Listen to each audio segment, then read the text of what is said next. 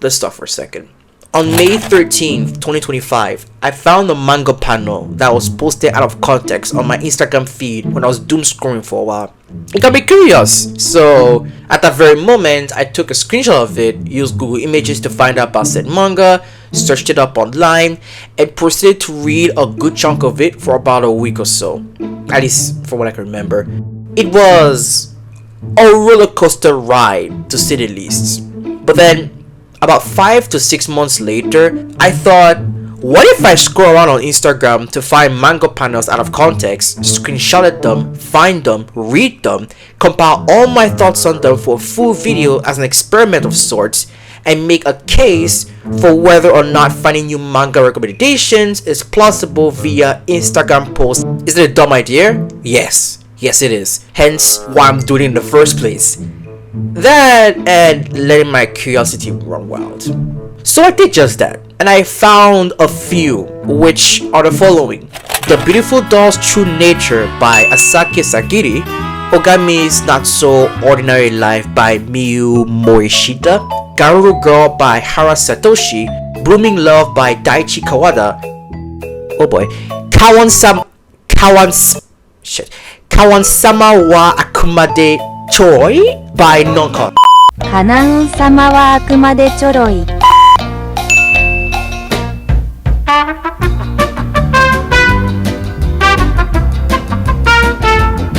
And the main reason for today's video, Medaka Kuroiwa, is Impervious to My Charms by Kuze-ran, the manga I spoke about earlier. I grabbed my phone, booted up my VPN, collected my pens and my notebook, and began to read a good chunk of the chapters of all my listed manga. Starting with Medaka Kuroiwa is Impervious to My Charms, simply because I'm already familiar with it, so I thought it would be a breeze and read it all in 1 or 2 weeks tops. So this is why I started to cry. As I just stated earlier, reading, oh my god, this name is too long, Medaka is Impervious to My Charms before was a roller coaster. Nothing but loops of disgust, mild passionate grins, a massive downward spiral of anger and resentment, and so much boredom that I physically felt like I was being pulled by Father Time's endless cold palms. And reading it for the second time again for this video was no exception. So much time wasted, an endless repetition of reading, reacting, and taking notes. Genuinely, I regret not starting off with any other manga on my list that was shorter in length. Due to the fact that 3 weeks in, I deliberately took long breaks to keep myself away from this manga as much as I can. Do I salvage? Do I throw away the idea and start a new one? Do I call it quits and disappear off the face of the internet until next year? No, I felt psychologically strained, so you should too. Throw away the very concept of this initial video in oblivion. Shove away my list, let dust and still air become his best friend. This entire video, from recording to its finished product, will encapsulate my passionate anguish for your sickening entertainment. You don't understand. I have slaved in my bedroom for the majority of October, and I only gone out for like about 5 times. Yes, I've counted. This is a video about Medaka is Impervious to My Charms. This is a video about my experience reading into shit. This is my own torture I foolishly and deliberately chose to swim in. But first, I can't say anything bad about it first without talking about the good parts and give you much needed context of the manga itself. So here you go. Medaka Kuroiwa is Impervious to My Charms is about Mona Kawaii, Marimo High School's designated queen bee, who's loved by everyone but the protagonist, Medaka Kuroiwa, who acts stoic and blunt around her, but he does in fact find her cute, but does everything in his power to purge his thoughts due to the precepts he follows diligently. He's the son of a monk and aspires to be one essentially. Mona, however, doesn't know this and sees this as a challenge, trying her best to have him simp for her like the rest of the posse she calls her classmates and schoolmates do. Chaos and tomfoolery ensues. Well, for like 20 chapters or so, but we're not there yet. With this description, you can easily tell that it is meant to be a comedic manga, as everything that happens in it usually not meant to be taken seriously. I say usually because, shocker of all shocks, this is a romance comedy, So between moments like these, you have adorable moments like this that play with your heartstrings. Mona, by the nature of the story she exists in, literally acts like what you expect from a queen bee archetype. Behind the cutesy facade is someone who is somewhat of an arrogant and a vain person who playfully, or in the case of Medaka, flirtatiously teases people around her to get the attention that she's been building up her entire life. Her cute persona means everything to her, even going as far as to not let her city of origin to surface out of a vain, selfish want of being adored by her looks and not for true self, which later on in the manga reveals itself to be a kind, a bit childish, diligent and passionate in her endeavors, and even later on, very much cautious about how she acts towards others and the worry that plagues the people she cares for. By the way, the only reason why we get to see any of this happening is due to a plot subversion that, in all honesty, all of us will have seen it coming from like 1,000 miles away. Remember Mona's goal I spoke about earlier? You know, practically trying to use the Pokemon move Attract on Medaka? Well, somehow it works against her as she ends up falling for Medaka steadily the more she keeps using it. It doesn't help that the move itself did work on Medaka, but he refuses to show it because of his precepts. So to Mona's perspective, Attract didn't do anything to him. And a cherry on top of all of this madness, this forces her to relentlessly pursue Medaka for his attention, much to all the boys' irritation. She's simping for the guy that she's trying to turn into a simp. Okay, it's kind of funny when I say it out loud now. Speaking of which, what makes Medaka so charming that causes Mona to fall in love with him? Well, he treats her like a human being and he's kind. That's it. Very basic, I know, but it kind of makes sense. One thing that remains very consistent throughout the manga, aside from like 3 male characters debatably speaking, every single guy are only interested in her for her looks and nothing more. And even amongst the 3 exceptions that I mentioned, 2 out of 3 of them very much display simp behavior from time to time, leaving Medaka to be the only one that, in all honesty, talks to her like a regular person. Retroactively makes him the most decent person to be around. The very fact that she fell for him was a beautiful scene to watch. And what's even more pathetically funny is that she tries to deny those feelings to herself and others for the next 40 chapters, only ended up at mini defeat in both chapter 41 and 42. I get that she did that because Medaka is basically her first crush and she plays the queen bee persona for so long that it was unfathomable for her to believe in genuine true love and all that, but girl. And see, that's what I'm getting at here as the manga's biggest strength. Not necessarily the romance, but more so of a recurring theme going on here. The worth of accepting your true self. In a nutshell, through various display of love and affection present in the manga and by extension the author insists that the best way to receive any form of reciprocation is only when we're true to ourselves. Mona being the prime example of this. At every opportunity that she gains and receives, every time she tries to use her charms on Medaka, it always falls on her face and fails to acquire Medaka's attention.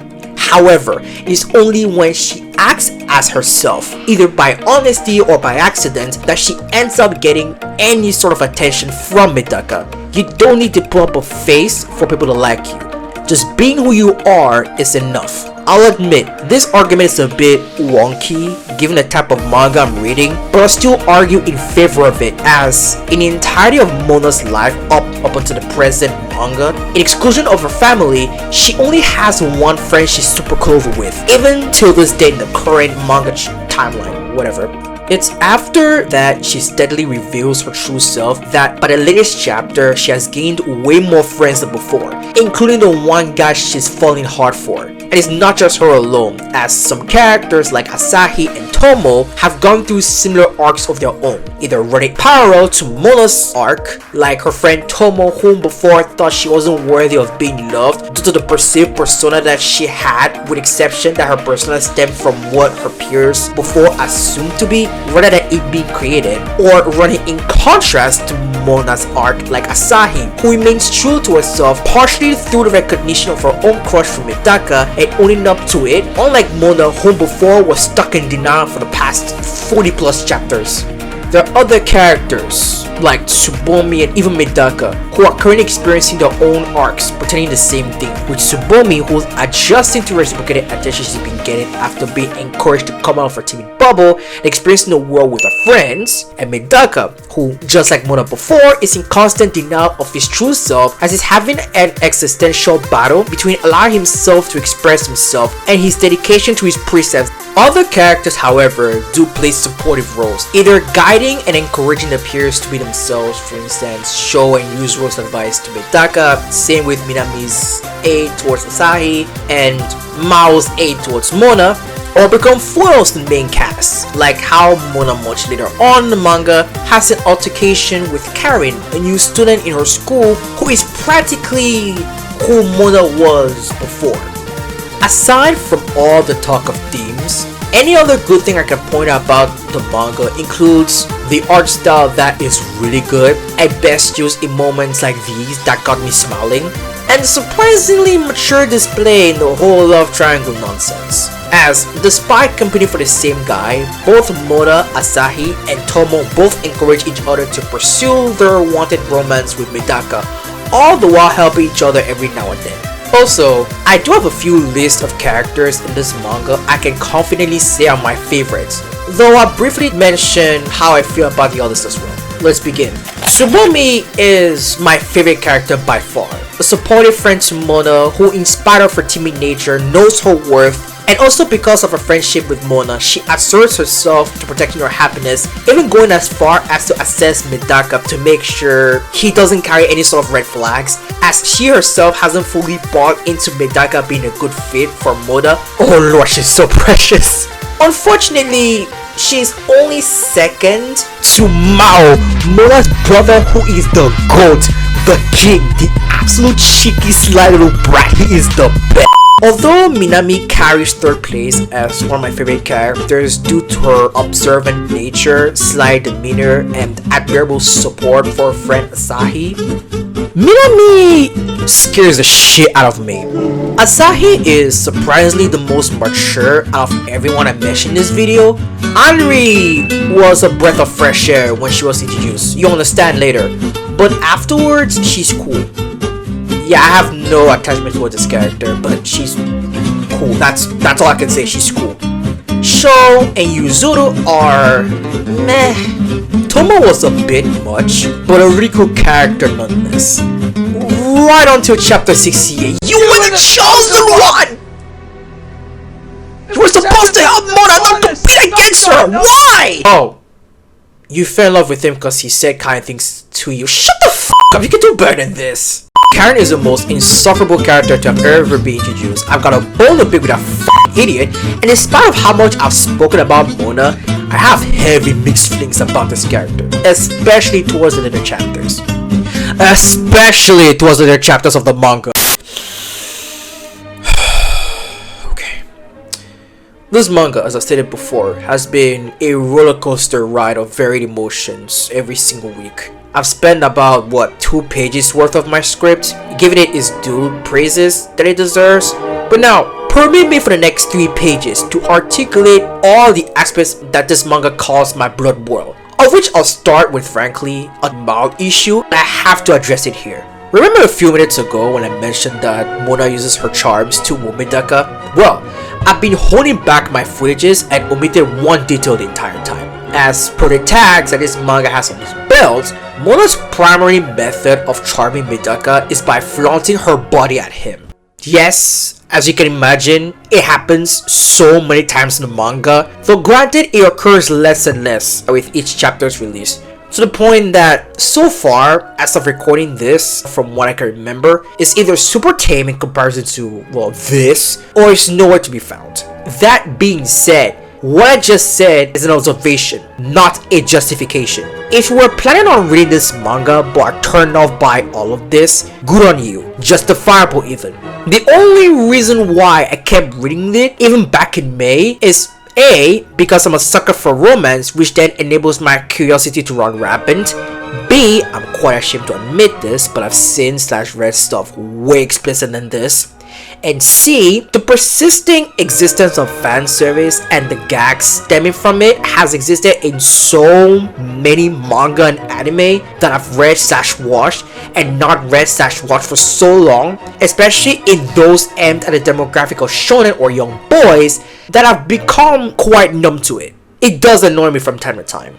Also, quite frankly, the issues surrounding fan service, its gags, and the overall depiction of women in manga and anime in general is a whole separate kind of worms. I'm sure everyone has discussed about it, said their piece about it, and it's something I know I'll have to tackle at some point in my life in the future. Back to the topic at hand. Here's another issue I have with the manga, and while what I'm about to say is subjective, I do believe it hinders the story presented in said manga. Medaka Kuroiwa is Impervious to My Charms has a pacing issue, not necessarily the idea of when is the appropriate time to set up and finalize the plot point, that being the Wunde relationship between Mona and Medaka, although I do have my gripes about it, but I'm focusing more on the journey, so to speak. To better convey what I'm trying to say, typically any form of storytelling, from my small understanding, once a prime goal is established, there is a necessity to not allow said goal to be achieved so easily, and henceforth challenges and hurdles are included to make the journey for the protagonist to reach his / her own goals more earned. From there is a simple question of what challenge the protagonist needs to overcome and how many challenges are needed. In essence, with the made up story structure, pacing is created right on the spot, and even then there are other factors that are needed to take into account. How long should the story pertain to the challenge last for? Which stories need more focus? Is the story believable enough that warrants suspension of disbelief? And so on and so forth. Here's where the story presented in this manga falls for me. We have 3 characters that are officially in love with Medaka and by extension are competing against him, and each with their own reasoning as to why. Ironically, in spite of how I acted towards Tomo, she is entirely valid in her sudden crush on Medaka, and so do the rest of the 2 girls. They all appreciate Medaka for who he is, warts and all, and they each have their own respective arcs that A, reveals their sudden love for Medaka and why, and B, showcases what each of these 3 girls are doing to claim Medaka's heart. This, however, inevitably drags the story, because on top of the main Wunde plot that's still currently happening, there's now 2 more of the exact same plot thread that needs to be catered to, just like the first romance plot. And with the nature of the Wunde plots and how they're easily formulaic and repetitive, this of course drags for so long. Just as you have probably guessed by now, and so far from my own knowledge, each of these girls have either attempted to confess their feelings to the protagonist or left him with the most obvious innuendo. In both times, they either backpedal, resetting what could have been a blossoming relationship to the current status quo of just friends, or say innuendo is somehow missed, which then reverts everything back to the status quo. It doesn't help that of all the people these girls choose to fall for, they fall for one of the most dense characters so far. While he's by far the most honest and kindest person in the manga, who is impressively diligent in his precepts due to his upbringing, he's unfortunately denser on a rock who overthinks every single interaction he has, specifically with the 3 main girls that hang around him all the time. This is something Anui herself called him out on the few chapters after she was introduced, and also the whole reason why Tsubomi is unsure of him being the perfect fit for Mona. As you can imagine, with how close the manga has been in reaching its 200th chapter in a few months' time, it has been a repetitive cycle, a looping story beat every time. Someone wants to do something with Medaka, shenanigans ensues, something happens that either gets them closer or is that person's love for Medaka grows bigger. Medaka overthinks about it and repeat, with little twists and turns that doesn't make a huge crazy impact on the story. They are just bait and switch, as neither of these characters, specifically Medaka or Mona, are willing to just commit and be honest. It's the same pacing crawl that subjected me to boredom every time I read this manga. Read it as early as 7 in the morning or as late as 10 p.m. in the night. Do you want to know how bad it is? Here's a few examples I have off the top of my head just to give you an idea of what I had to put up with every week. Chapter 85, Asahi asks Medaka to help her choose an item at the store to buy for an acquaintance, cause said acquaintance just happened to have the same taste as Medaka. Do I need to explain this one? In between chapters 110 and 111, Asahi confesses to Medaka, but he didn't hear because of trouble. Chapter 178, during their hangout, Tomo teases Medaka with advances such as hand-holding because she dislikes Medaka's view on a relationship between just friends. Okay, what is it with these girls and unwanted physical contacts? Oh, and Tomo's advances didn't work. Duh. Chapters 46 to 51, Mona decides to help Medaka to get a new phone, so they decide to hang out. However, said hangout turns into a pseudo date, which ends with Mona successfully convincing Medaka to keep a picture of the two of them in his brand new phone case. He doesn't think much of it. Okay, whatever. Chapter 159 to 161. It's barbecue day with a friend group, and Mona takes this opportunity to ask Medaka if he's interested in anyone, and then staring into his eyes by telling him that she's currently interested in someone. Both of them blush at the situation they put themselves in and pulled off away from each other. And as the friend group were heading home, Medaka was just about to put the pieces together, thinking that maybe Mona liked him, only to shake it off, calling it himself egotistical for thinking that way.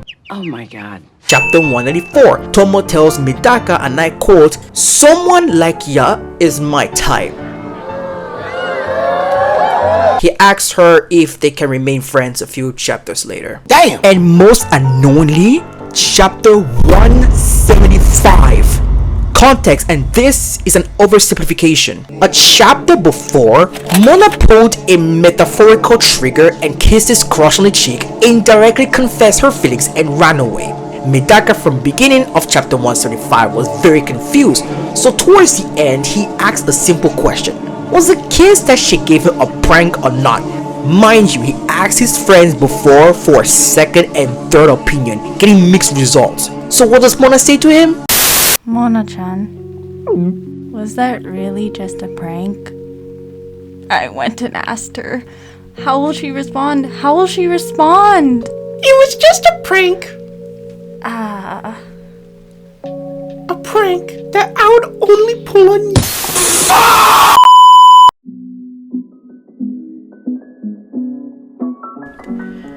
Let me be real for a second. I don't know how to end this video. I spent so much time rambling on, tapping away at my keyboard that I legit have no clue what else to say. I have emptied all my thoughts, dug into my raw emotions as much as I could, and dumped it all in a document that is currently 9 pages long. Editor me, if you ever get to this point, I apologize for the workload I'm about to put you through, but I know somehow you'll make it work. Editor Anatoomy here. Thanks for your concern, but also f you. I got more work to do because of you, piece of shit. I hate you, but also I like you. Thanks, but still, I hate you. I should have focused on my initial plan on reviewing a bunch of manga that I found randomly via my Instagram feed. I should have set a cap for how many manga chapters I should have read, but it had to be done. It had to be done. This experience has been everything. Full of countable smiles, endless frustration, constant boredom, everything. And just letting it rot by the wayside, not opting to do anything with it, would have been a waste. It would have been a waste of the months previously that I did not post before. It would have been a waste not posting it now. You've come this far, so all I can say is thank you. Thank you for watching. Thank you for granting me a moment of your time to talk about this manga as passionately as I could. As for the manga itself, I'm going off script. Let me preference this. I don't know if you can tell from how I feel throughout this entire video, but I hope you did. But whatever, I'm going to be very explicit right now. I'm going to be very blunt. This manga is mid. It's all over the place. It started off sour, then it was good in some points, but it ended up becoming a constant bore. It's genuinely that mediocre. And in full honesty, I don't like talking about stuff that I genuinely don't like, so this manga doesn't fall in that bracket, thankfully. But even still, it doesn't change the fact of how I feel about this manga. It's genuinely the most mediocre thing I've ever read. I think it's best if I come back to it once it reaches its final chapters, after all is said and done. Like, when it's fully done, I'll come back and read it, but until then, I think I'm gonna take a step back and read something else, or at least just take a break. That's just how I feel. If you still want to read the manga, power to you. That's all I have to say. Once again, thank you for watching. Genuinely, thank you.